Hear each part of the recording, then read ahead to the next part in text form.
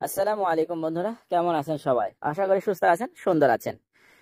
আলহামদুলিল্লাহ, আমাদের এখানে ঈদ উদযাপন হয়ে গেল। আজকে ঈদ উল ফিতরের জন্য প্রতি বছরই দুবাই পুলিশ কর্তৃক এই অনুষ্ঠানটি উদযাপিত হয়, এখানে আয়োজন করা হয়। তো এখানে প্রতিদিনের মতো, প্রতি বছরের মতো এবারও আয়োজন হয়েছে। আপনারা দেখতে পাচ্ছেন এখানে লম্বা লাইন। আমি আসলাম এখানে একটু ঘুরতে, যে দেখি কি হচ্ছে, কি কারবার।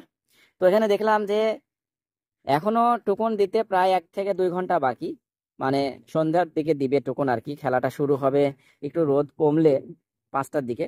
তো এখন বাজে মাত্র 3টা।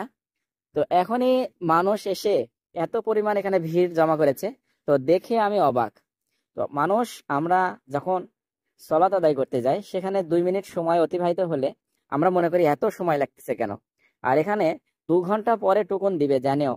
দেখতে পাচ্ছেন আপনারা, যেখানে কত লম্বা মানুষ, কত লম্বা লাইন লেগেছে এখানে। প্রতিনিয়তই এই অনুষ্ঠানটি এরা উদযাপন করে থাকে দুবাই পুলিশ কর্মকর্তার পক্ষ থেকে। তো খুবই থ্যাঙ্কসফুল একটি বিষয়, কারণ তাদেরকে ধন্যবাদ দেওয়া উচিত। প্রবাসীরা খুবই আপসেট থাকে, সেই আপসেটটি এখানে আসলে একটু হলেও মানুষে আনন্দ দেয়। এখানে অনেকগুলো খেলার আয়োজন করেছেন, ক্রিকেট, ভলিবল, আবার এখানে আরেকটু ছোট্ট এই এই খেলাটি কি বলে জানি না, একেবারে অল্প এরিয়া দিয়ে। আরো দেখতে পাচ্ছি আমরা দলে দলে লোকজন এসে দাঁড়িয়ে আছে। তারপরে আমরা দেখতে পাচ্ছি এখানে ভলিবল খেলার ব্যবস্থা করেছে, ক্রিকেটের ব্যবস্থা করেছে। আরেকটি যে ব্যবস্থা করেছে সেটি হচ্ছে, এই খেলাটির নাম আমি আসলে জানি না। আসলে মানে খেলাধুলা দেখতে তেমন আমি ইচ্ছুক না, আমার ভালো লাগে না। তারপর এখানে আসলাম একটু, যাতে মানে শুনলাম যে এখানে খেলাধুলা হবে, তাই। কিন্তু এসে দেখি এখানকার যে মানে ব্যবস্থাপক ব্যবস্থা করেছে, তা পুরাটাই আমার মানে সাথে যাচ্ছে না। কারণ এখানে অনেকগুলো বক্স আমরা দেখতে পাচ্ছি। এখানে বক্স যখন সাউন্ড সিস্টেম যারা রেখেছে, এবং সেই সাউন্ড সিস্টেম যখন চালু হবে, তখন এই 1 মাস রোজা রাখার যে ইবাদত আমরা করেছি, যতটুকু তাকুয়া আমাদের মনের ভিতর এসেছে, সেই তাকুয়াটা এই বক্সের সাউন্ডে শয়তান সেটা খেয়ে ফেলে দিবে। এই কারণে সেখান থেকে আমি বিদায় নিয়ে চলে আসলাম।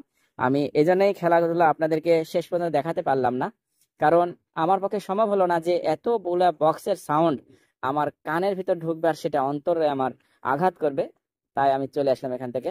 তো আমরা, রাসূল সাল্লাল্লাহু আলাইহি সাল্লাম বলেছেন যে যে কোনো ধরনের বাদ্যযন্ত্র, যে কোনো ধরনের বাদ্যযন্ত্র যখন যেখানে বাজবে, সেখান থেকে তোমরা অবশ্যই দূরে থাকার চেষ্টা করবে নিজেকে।